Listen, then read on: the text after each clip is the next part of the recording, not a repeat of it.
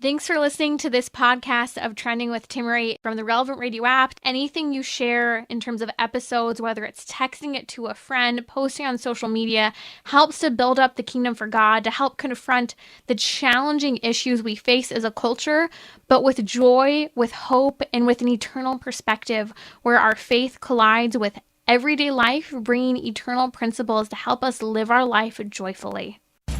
So, what's trending? Bridging your Catholic faith with your everyday life.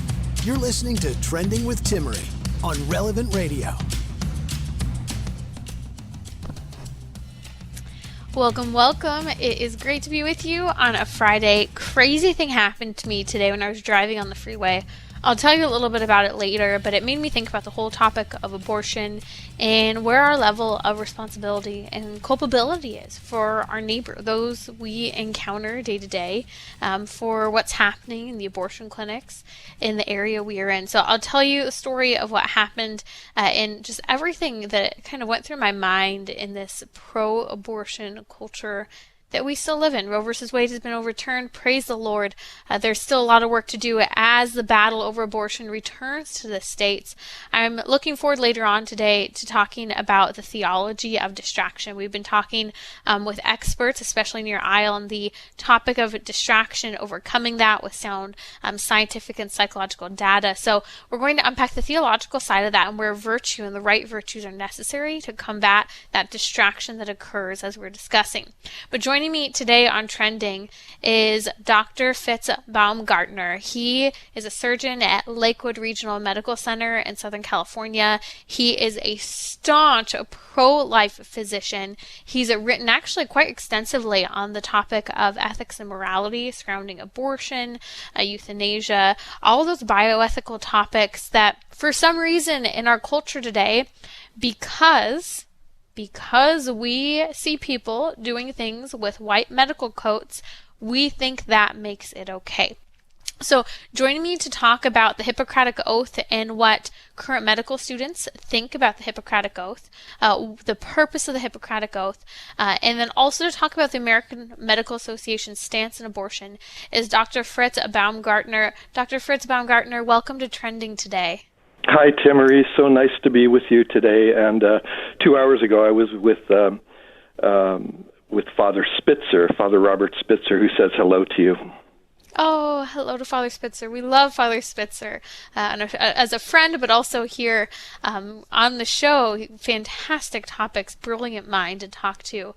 Dr. Fritz, I'd love to dive into a lot of this. You come from a sound medical background. You graduated from UCLA. You took the Hippocratic Oath at graduation.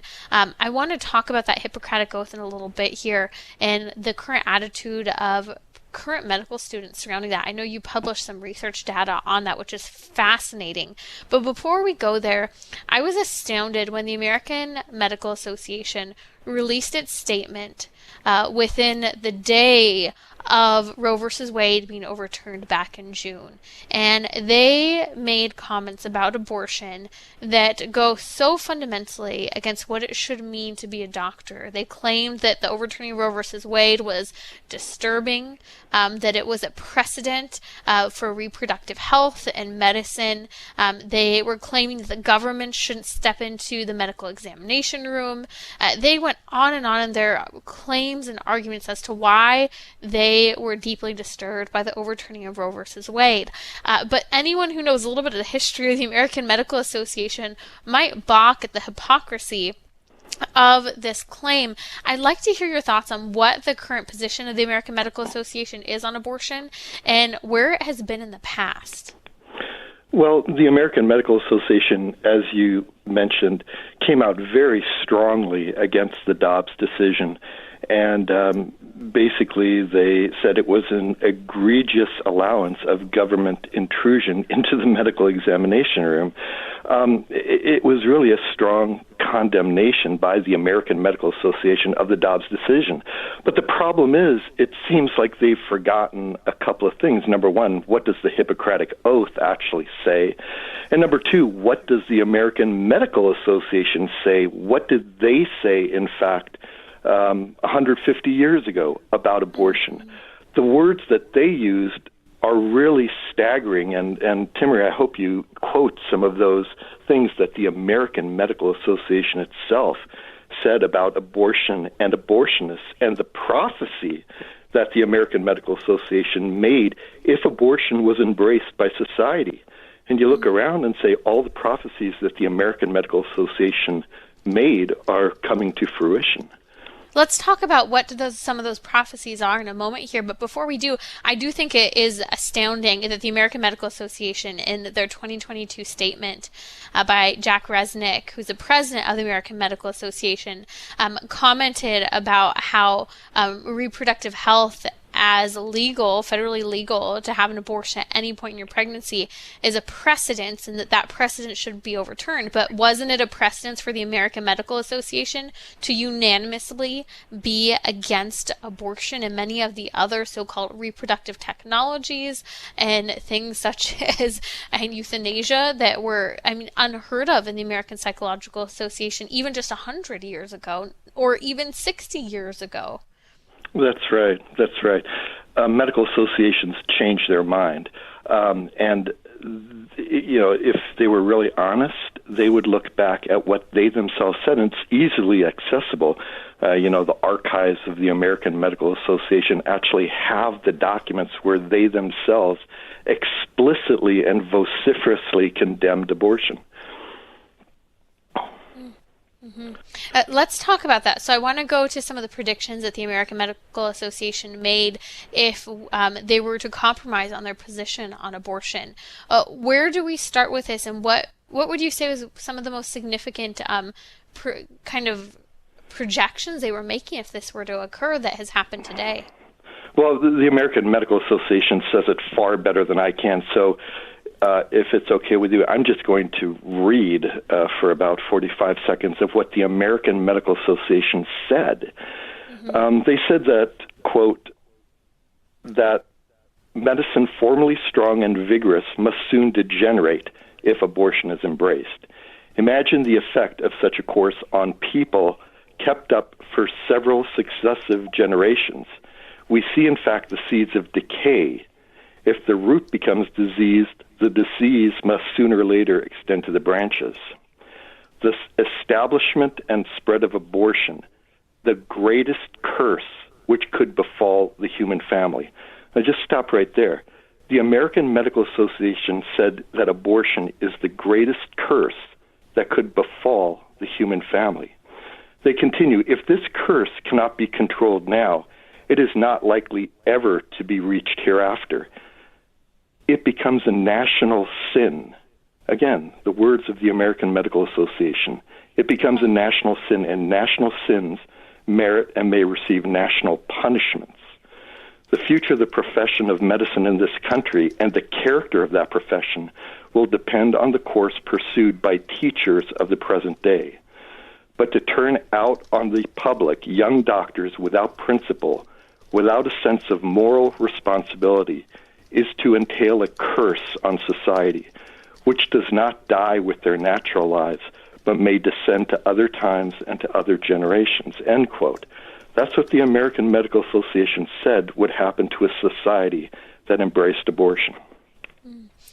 It points very, very poignantly, Dr. Fitzhugh, to what we see, I think, today in the fact that we live in a nation that, at least in the institution of the education institutions across the nation, have really turned their back on God, because the fact that you have the American Medical Association talking about things such as a national sin and the need for punishment if the medical community changed its mind on abortion, it shows that there's a level of morality deeply ingrained in medicine, obviously God-given if they're talking about sin and talking about culpability here.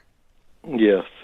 And in fact, the reason that the American Medical Association spoke out in this regard and so strongly is because they felt it was their duty. They said that it's clear that the clergy, and this is in the late 1800s, they said that the clergy weren't doing their job, that the politicians weren't doing their job, and that law enforcement wasn't doing their jobs the teachers and educators in colleges were not doing their job in protecting innocent human life. And therefore, because of this essentially dereliction of responsibility, it becomes the duty of the American Medical Association to take on the responsibility and to vociferously defend life. Again, this is from the American Medical Association.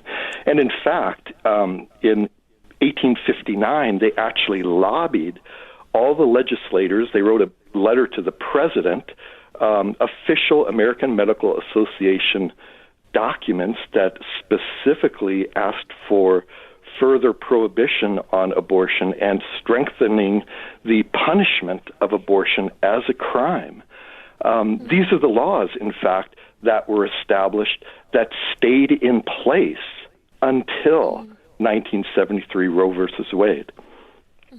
I mean, places like Michigan and others actually still had these laws in place, and immediately when Roe v. Wade was overturned, those laws went back into place. And I mean, people such as in the state of Michigan, especially the governor there, did everything in her power, or should I say abusing power, to make sure that abortion was still accessible, because she was shocked by the fact that her state had a radically pro-life law, like many of the states across the nation, that the American Medical Association had helped to implement. And I think what you just said a moment ago was so important, that the American Medical Association stepped up and drew the line in the sand and advocated for pro-life laws because clergy, politicians, and law enforcement were failing to do their duty to protect innocent human life.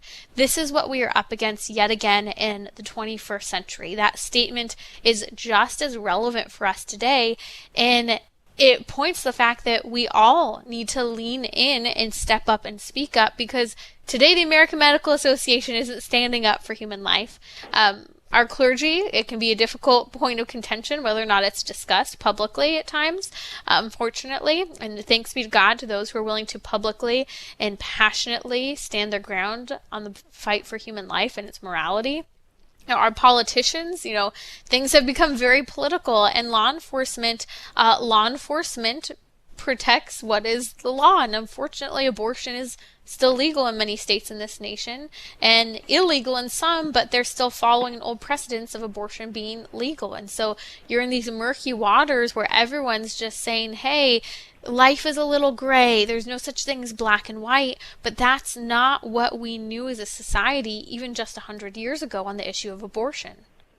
That's right. Yeah, things have totally changed, and strange that the American Medical Association came out so strongly after the Dobbs decision, because the things that were reactivated were the state laws that the American Medical Association wanted put into place to begin with. Mm-hmm. So it's really remarkable. Their own laws that they lobbied for have become reactivated. Joining me today on Trending is Dr. Fritz Baumgartner. He's a surgeon at Lakewood Regional Medical Center. He is a very strong pro-life voice in the medical community. Dr. Fritz, let's talk a little bit more about this, because I think it's an important topic for people to understand. Here, the American Medical Association unequivocally it was pro-life, helped to implement the pro-life laws that even stand today in some of our states. Now, with overturning of Roe versus Wade, within moments and hours of the overturning in June, the American Medical Association's president makes a public statement saying that this was wrong and deeply disturbing, that Roe v. Wade has been overturned. Where do we go from now in the medical community? I know you've worked with medical students. How do you address this when you have the American Medical Association that's radically pro-abortion? You have the American College of Gynecologists who are radically pro-abortion. Where do medical students fit into that education when even the American Medical Association said and predicted that this would be dependent upon who the teachers were producing the physicians that would come? It's really an uphill battle. And the most important step is education. I mean, if the people don't know what the American Medical Association actually said from its inception, if people don't know what the Hippocratic Oath actually says, then you live in a world which is not based on truth, but based on fantasy, based on illusion, based on whatever you want the populace to believe in. And it becomes what's the word, mass formation psychosis into a reality that is an artificial reality. It's not what medicine is all about. It's not what medicine is meant to be. It's not Hippocratic medicine. It's really distorted and perverted medicine. And the American Medical Association actually went so far as to compare the abortion mentality to the Aztec sacrifices. They actually called them unprovoked murder. Their blood will cry to heaven for vengeance, the crime and all its hideous deformity. They say that it's similar to the sacrifices offered in the past, but these modern sacrifices are offered by our modern high priests, the abortionists. These aren't my words. This is the words of the American Medical Association. Wow. Mm-hmm. They actually compared it to child sacrifice from centuries earlier in the cultures that embraced that kind of, sacrifices to false gods. That's what they compared abortion to. And that's what it is. I mean, that's what it is. I mean, if we bring in the spiritual component of what is happening in our culture right now, you see even the infighting within the pro-life community itself today. These disagreements, these disputes. The devil is in the details. He's so upset that the human sacrifice of abortion is not occurring today, and he is lashing out, especially at those who speak up and stand up for life. And that's why, if we are not being intentional and diligent as Catholics in being in a state of grace, going to confession, receiving our Lord Jesus Christ in the Holy Eucharist, it becomes very difficult to stand against the voices who will so passionately and aggressively, and at times violently, fight against our voice for life in the culture, even though we have a winning argument. The pro-abortion argument, I talked about this yesterday on Trending. We talked about Chris Rock, the comedian, and his comments he just made in a recent comedy skit about abortion. He spoke a lot of truth, and he actually provided an opportunity for us to talk to people about abortion right now. But the problem is that we often don't feel comfortable bringing that conversation into the light with people who we think disagree with us, and yet we should be able to. It's a quote-unquote normal thing happening today, so if it's so normal and common and should be so okay, we should be very okay in talking about it. Yeah, well, in the Aztec culture, it was also very common and taken for granted to have this type of sacrifice.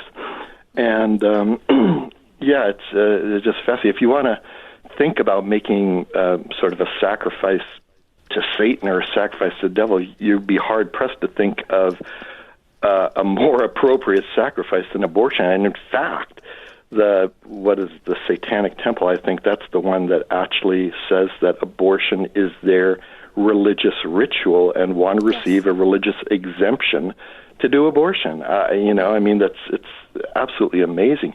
And, I've been thinking about it for a long time, and I truly think that, well, if you look at medicine and you look at motherhood is probably, well, it is the most sacred profession on earth. You take this sacred profession of motherhood, you look at medicine. It is such a profoundly holy profession. You're actually intervening in people's lives to save their lives, to help their health, make them better, get them back to the state that they were in. Both those professions are profoundly holy. You take both of them and you combine them into the killing of unborn children, and I truly believe that abortion is worse than ordinary murder. I truly believe that, because it takes two things both profoundly holy, and distorts them. It desecrates them into something unrecognizable. And it takes something that has such a beautiful nature in and of itself, the care, the medical care and nourishment for human beings through medicine, the care and loving nourishment of a mother for her child, and you break and sever that nature, and we are seeing all kinds of crises that are unfathomable. And I think I talked about this last week. One of the very, very sad fruits, I think, of the pro-abortion community really just hit me right between the eyes just a couple months ago. At the beginning of the year, I spent 5 days in the NICU with my newborn baby. And we were in the NICU. There were two units of NICU side by side. I only ever saw in those entire 5 days one other parent ever with one of those other children. There were children who were completely abandoned in the NICU. And I do add that caveat, I know some people have to work, they need to financially support those babies, but the fact that there were no parents in there, morning, noon, and night, I was there 24/7, I was looking at this and just thought, we have come to such a pro-abortion culture and such a strong level of detachment from human beings and the nurturing of innocent babies, that the severing of motherhood has gone so deep in this radical pro-abortion culture and even this medical culture that we would even just be like so blasé about the fact that we could toss away human life, even leaving a child, grant, yes, wonderful, with a physician to be cared for, but alone with the physician, not to be nurtured by those who know this baby and have brought this baby into this world and have a special connection with him or her. Yeah. Well, it certainly has led to a callousness of society when you figure that, 1 in 4 between 1 in 4 and 1 in 3 pregnancies end up in abortion. It's got to affect society. It has to affect society, and it's a pretense to think that it doesn't affect society. Of course it does. I mean, and that doesn't even include, abortifacient properties of contraception. I mean, if you just take all these into account, what % of the American population has, I hate to say it, but literally committed murder from abortion or from abortifacient medications? I mean, it affects us. It affects our sensibilities. It affects the coarsening of the culture. Of course it affects us. That's a whole nother topic that I want to unpack here with you as soon. The American College of Gynecologists position on that and the sullying of right and wrong in terms of medicine. We talked about it before, what they've done to make it seem like it's not killing a baby by taking the Plan B, RU46, or even contraception that, like you said, actually can function as an abortion.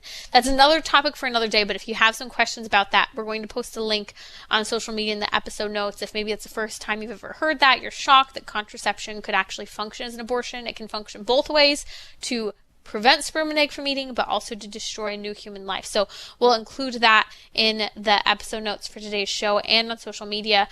Dr. Fritz, I want to come back and talk about, if you're in the medical profession, what networks are available that are pro-life and have a faith-filled dimension to support pro-life voices, ethical, moral voices in the medical community. And we're also going to come back talking about the current status of medical students and their attitude toward the Hippocratic Oath and abortion. Dr. Fritz has key insights as he has published research on this specific issue. We'll be right back here on Trending.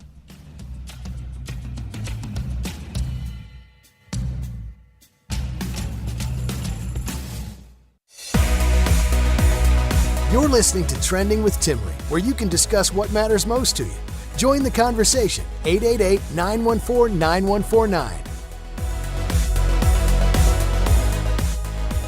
Happy Friday. Joining me today on Trending, we're talking about abortion with Dr. Fritz Baumgartner. He's a surgeon at Lakewood Regional Medical Center in Southern California, and he is a UCLA graduate of their medical school. We're talking about the attitude of the current medical community toward abortion, and we're going to transition into medical students and their approach to abortion today. It really is interesting. Dr. Fritz has been on the front end of research and publishing a survey of data touching on what to UCLA medical students think about the Hippocratic Oath, that oath that historically physicians have always taken to protect and defend human life, to do no harm, and to not participate in things such as abortion and euthanasia. Joining me now again to discuss this is Dr. Fritz Baumgartner. Dr. Fritz, what do you make of the current state of young, aspiring physicians, nurses, physician assistants, doctors, with regard to their approach with regard to the Hippocratic Oath and abortion? I think that a lot of the young physicians just want to survive. They see all the restrictions on medicine, how it really is harder these days to be a physician than it used to be. The restrictions, all the electronic medical records, everything, all these things take away time from the patient. And so they basically, at this point, they just say, look, this is overwhelming. We just want to survive. We just want to get through this. And I teach students, and I ask them, what the Hippocratic Oath says, and I would say 99% of the time they don't know. They say, well, it says do no harm, and well, yes, implicitly it does say do no harm, but what explicitly does the Hippocratic Oath say? I graduated from the UCLA School of Medicine in 1984. They gave us the Hippocratic Oath. I took the oath. I didn't really think anything of it until 20 years later when I actually read the oath. I said, oh my gosh, this is very explicit. It says, quote, I will give no deadly medicine to anyone if asked, nor suggest any such counsel. Furthermore, I will not give to a woman an instrument to produce abortion. With purity and holiness, I will pass my life and practice my art, end quote. This is a direct quote from the Hippocratic Oath that we were given as students of the UCLA School of Medicine. This is what the oath was all about. This is the oath we took. And it's mind-boggling. Ever since the Dobbs decision, I have never once heard anybody ever even pose the question about what the Hippocratic Oath actually says. Was the Dobbs decision consistent with the Hippocratic Oath or not consistent with the Hippocratic Oath? And clearly, it's consistent with the Hippocratic Oath of physicians, but sadly, the overwhelming majority of physicians do not even know what their own Hippocratic Oath says. It's interesting how easily we can commit to something in our culture very blasely without actually understanding or knowing. What you just gave is a perfect example of when you're going through and maybe you're getting the new terms and agreement from Spotify or Apple and you agree to it without reading it and you move along. Isn't that sad that people in the past have had that same attitude in a certain respect with regard to the Hippocratic Oath, that, as you have pointed out before in some of your writing, that it's a 2,400-year-old oath that physicians have always taken up until recent history, where to date we really know of only one medical school that still actually gives the Hippocratic Oath to current graduating students to say. Actually, I don't think there are any. Is that right? Is that the original Hippocratic Oath that they give? I thought 10 years ago, I thought there was one medical school, but I don't believe there are any now, actually. Wow. Yeah, I think you're probably right. In some of the research I was just looking, and it was older. I think it was about 7 or 8 years ago. It claimed one, but I didn't even know it was a modified version of the Hippocratic so it was Oath. They have modified the oath. Even the ones after I graduated, about several years after that, they had a modified Hippocratic Oath where they eliminated the stipulations of the original Hippocratic Oath. Well, you can't really call it a Hippocratic Oath if you eliminate these stipulations. And I find it fascinating that they still think that the Hippocratic Oath is important. They think it's important enough to use it and to say that they use it and say, yes, we graduated from medical school, we followed the Hippocratic Oath, but for heaven's sake, what does the Hippocratic Oath say? And it's very sloppy when you say you follow the Hippocratic Oath, but you don't really. And in fact, If you look at the Nuremberg trials after World War II, which condemned the Nazi atrocities, the physicians that were put on trial, they claimed to have followed the Hippocratic Oath, which just goes to show how malleable interpretation of the Hippocratic Oath is unless you actually follow what the words actually say.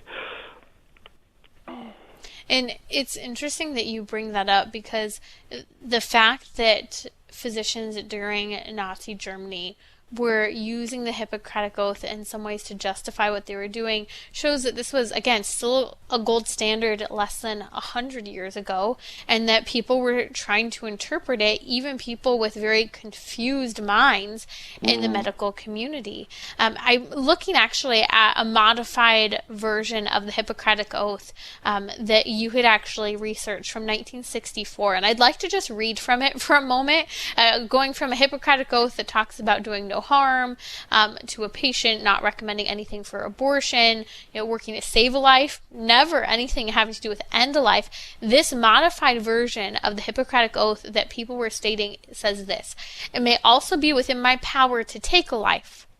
This awesome responsibility must be faced with great humbleness and awareness of my own frailty.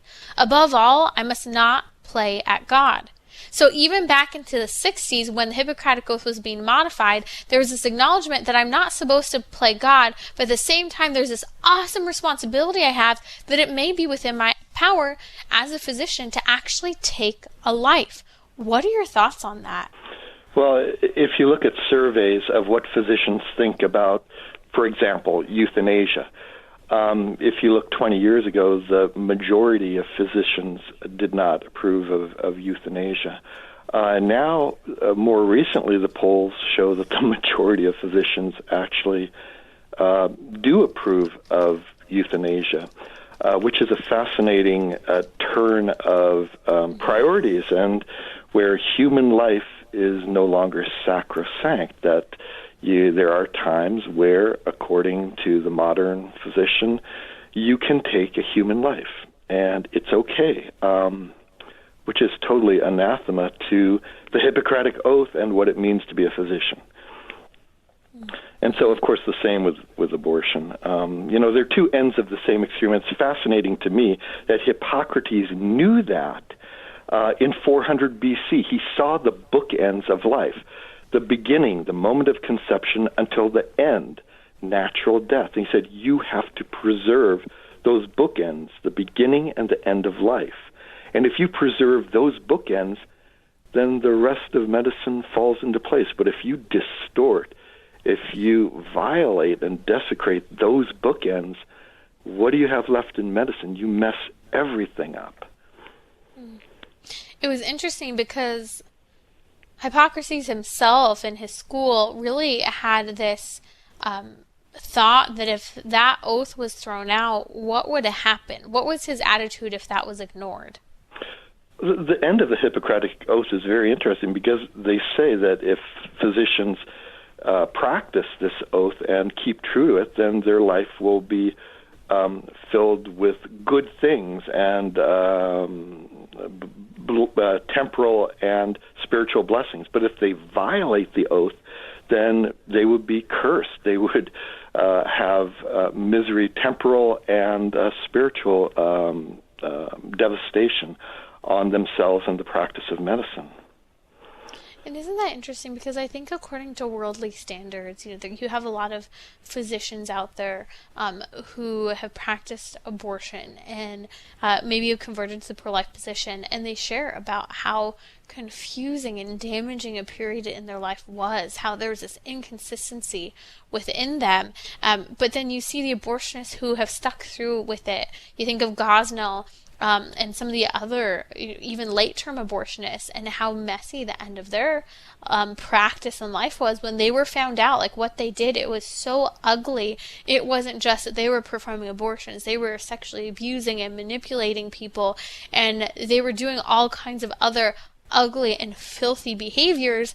And then today, to look at what some of our current abortionists are doing, in the last 5 or 10 years, these abortionists, often working directly with specifically Planned Parenthood, are the exact same people who are prescribing so-called cross-sex hormones, so-called therapeutic services to minors who are confused about their sexuality. Like, they are doing harm in so many areas of a human person's life and the natural development of a human individual, whether through the thwarting and death of abortion and contraception, or through the damaging and prevention, the stymieing of puberty, the onset of puberty, or the continuation of puberty in minors by giving them these cross-sex hormones. I mean, this is who is doing this, and they're living very, very, very sick and twisted ideologies today.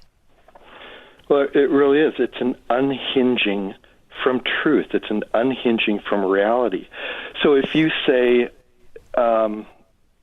if you violate reality, if you change the definition of conception from fertilization to implantation, if you say, the growing, developing human life in a mother's womb is not a human life, if you say, XX and XY are fluid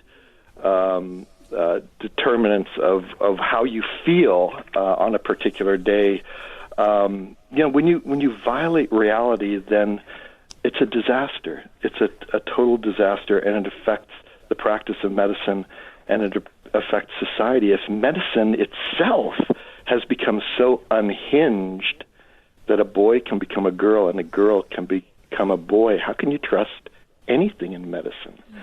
I think back on Nietzsche, the philosopher from the 1800s, and he says something very apt to this conversation. He says that words are but symbols. Nowhere do they touch upon absolute truth. And therefore, whichever interpretation prevails at a given time is a function of power and not truth. And so basically what this type of philosophy says is there is no such thing as truth. It's your interpretation, and the interpretation that rules is whoever has the power. Isn't that frightening that it all is arbitrary? Everything's arbitrary. It's according to my definition of reality, my definition of morality, my justification of what is right and wrong. If that whole you do you statement, people don't realize how twisted that actual idea is. I do want to touch very quickly in the last moments we have here on resources, because I know your study that from UCLA looking at graduates in 2018, you thought that if you told graduates what the Hippocratic Oath was and the connection to abortion, that they would want to take it. But in fact, more and more they didn't want to once they actually understood what it was. That said, you have this whole slew of the majority of medical students coming out who are okay with abortion, okay with taking life via abortion, euthanasia, and contraception, prescription. What do you do if you are a medical student, a medical professional, a nurse, an aspiring nurse, to be in a pro-life network? What groups and organizations are out there today? Well, to answer that question, it's the Catholic Medical Association. They are really a sturdy, strong, good organization based on truth, and they have a medical student chapter of the Catholic Medical Association. Very, very important to get support and to get resources from that, because medical school is very hard. You just want to survive. It is so brutally hard. UCLA was just absolutely very brutal, very hard, and you just want to survive. And so most pro-life medical students just basically, hang low, do their job, do their best.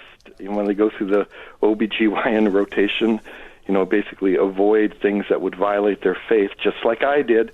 I didn't speak out. I kept my mouth shut, did my job, but certainly steered away from anything that would violate my conscience. So in terms of resources, the Catholic Medical Association is a great resource.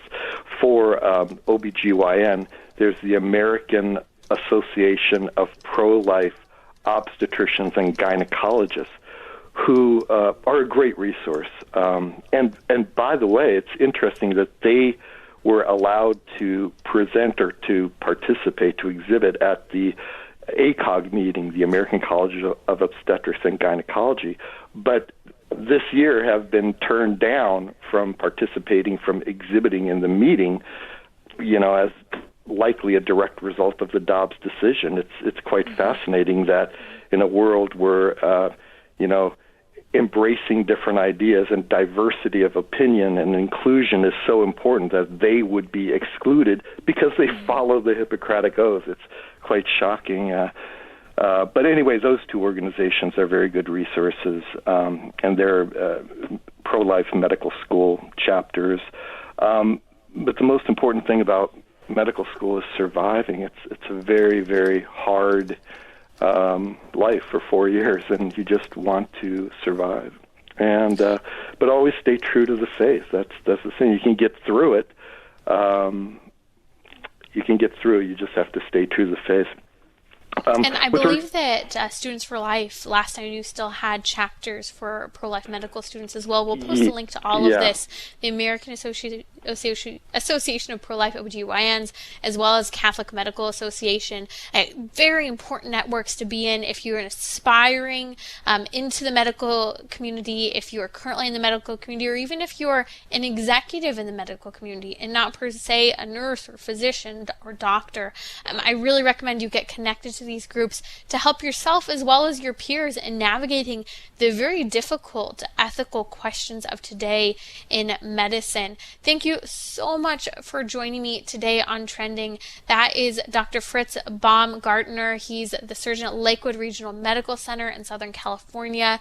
We'll be right back today on Trending, discussing the theology of distraction, and very interesting thing that happened to me earlier today that made me ponder our level of responsibility in the pro-abortion culture we live in.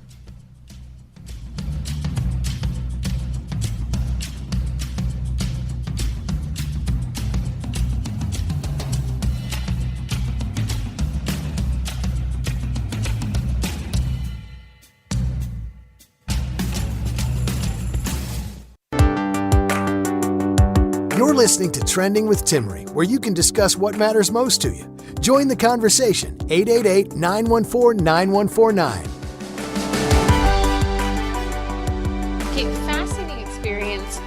Fascinating, really very sad experience today, but it really led me to think about the tie to abortion and some of the first sins ever committed by the human person. And so this is what happened. I was driving on the freeway today and, flying by like most of the other cars, and I'm driving northbound, and on the southbound side of the freeway, facing toward the center divider, is this man. And I don't know if you've experienced this as well, but really making me nervous lately, the fact that I've been running into encounter after encounter where there have been people walking on the side of the freeway or just standing on the side of the freeway near no car, and just for some reason they're there. And I always wonder if they're looking for an attempted suicide or what they're trying to do there. But basically there's this man on the side of the freeway, and he starts hopping up and down. He looked like he was kind of like pumping himself up to make a run across the freeway, whether to stupidly try this or to do this as a way out via suicide. And immediately I started praying for him. Just my gut was like, this isn't good. And I thought, oh, there are all these people. Someone's going to call 911. I don't have to call. Someone's going to call 911. And then all of a sudden I realized, no, I'm that someone. Even if someone else calls, all of us could have this attitude of someone's going to call 911. Praise God for our first responders. I was able to reach out, and probably the quickest response I have ever had from a first responder before I could say much more than, this is where I'm at, this is the closest exit. I'm going on the northbound side, he was on the southbound side. They paused, quickly sent someone through dispatch, and then started gathering the rest of the information. Praise God for our first responders. I pray for that man. I hope you will too. Pray for his soul. Anytime we see people in trouble, we should really pray for them, pray for their soul, that whether it's through this or some other circumstance, that God draws him to them and that they are with him in heaven. But what I realized in that moment is it was one of those moments where, like in Genesis chapter 4, we know the story of Cain and Abel. Cain was jealous of his brother Abel, and he kills his brother Abel. And when God approaches him about this, asking where Abel is, Cain says, "Am I my brother's keeper?" And I had this moment where I realized I didn't want to be my brother's keeper in a certain respect. I assumed that someone else would do it. And in the radical pro-abortion culture we live in a culture where the most horrific and saddest things about life and death worldwide touch us in an instant at our fingertips through the news, through phone, through communication, it's very easy for us to be disconnected from the responsibility we have in the culture. I think in a very pro-abortion culture, we've justified death. We've looked very blasely at the responsibility for human life, especially innocent human life, and we're quick to say, well, someone else will do something about that. Or, I'm not the mom, that mom can choose to kill that baby. Or, I'm not the dad. Or, always making this reason for why I'm not the person to do something in my power that I can. And again, I come back to some of the very first sins we know. Cain and Abel. Cain, after killing Abel, and God asks him where his brother is, says, "Am I my brother's keeper?" The answer to us is yes, we are our brother's keeper. We do need to recall that responsibility we have for our neighbors and not turn in on ourselves in a culture of instant communication that shares with us too much information about things that we can't do. Because there is much we can do in our own communities. Whether it's that person on the side of the freeway who looks like they may attempt suicide. Whether it's the fact that there's an abortion clinic 5 minutes from your house, and you can go and wake up early on a Saturday morning or whenever it is to go and pray. Stand out there, hold literature, offer resources, smile at people who are coming by, take a stand for life, be that last person to intervene before that mother steps into that abortion clinic. Make sure she knows someone was willing to stand there, even if it was a stranger, because you recognize you are a keeper of the people in your neighborhood, in your community. And that was, I think, the stark reminder I had today when I almost excused myself from having that responsibility, shirking that responsibility for someone in my own community, in my own proximity. We might not be able to change things on the other side of the world with what's happening in Iraq or Lebanon or Africa or all these different places, but there are opportunities every day for us to take a level of responsibility for those whom we encounter directly in our lives. You're listening to Trending with Timmerie. I've been excited to dive into the topic of theology of distraction.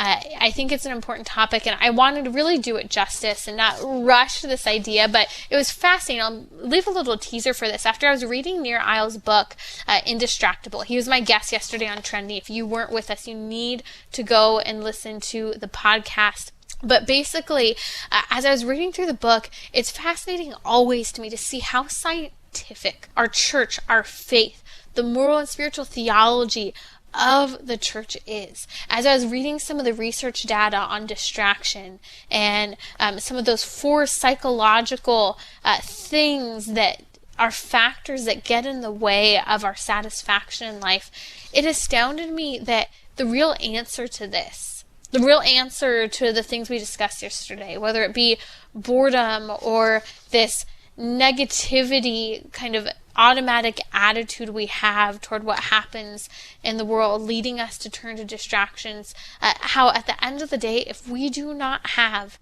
a faith-filled, virtuous life, we're going to succumb to every distraction and every temptation in the culture.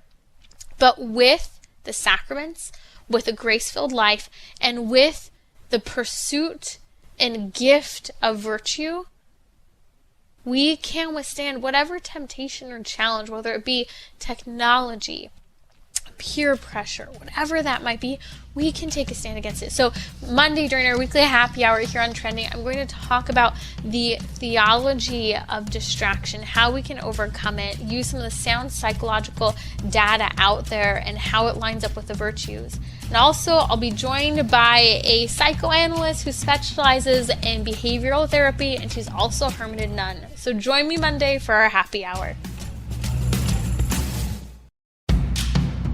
This is Timmery from Trending with Timmery. Do you want to make a change in your life? Join us for our weekly happy hour on Monday.